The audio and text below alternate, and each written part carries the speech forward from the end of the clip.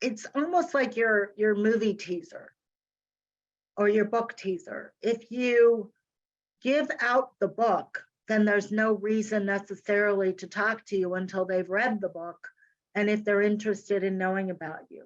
If you give out just enough information to be interesting with the aim to engage in a follow-up conversation, and I will say proactively or reactively, we see that as the best strategy. So proactively, you know, when we met, I gave you a one-page document to highlight my career. I would be interested in having a follow-up conversation and perhaps sending you my full resume. So it gives you a reason for follow-up, or vice versa. We met and you know, very interesting. I would welcome the opportunity to see your full resume.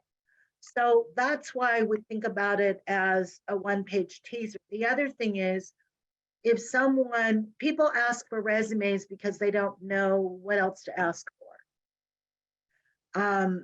But if you're giving your resume to someone to pass it along, again, you're running that risk of someone knowing what you have. So the real key, though, is to treat every contact and every situation differently. There's not one strategy that works well in all situations. Applying online, I mentioned, in terms of distributing your resume too widely.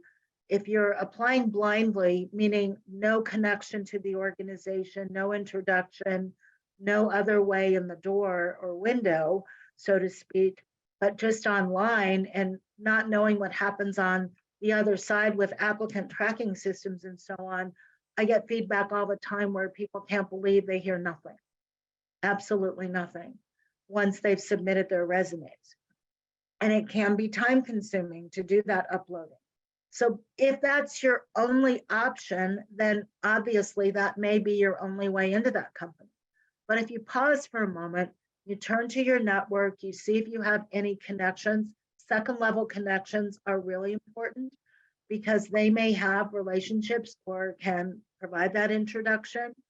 You know, that's a more effective strategy in that regard. So whether it's you directly or you're working with someone, you're always thinking about, in this situation with this individual or this target opportunity, what should I do? What's the best way to approach this? That's important.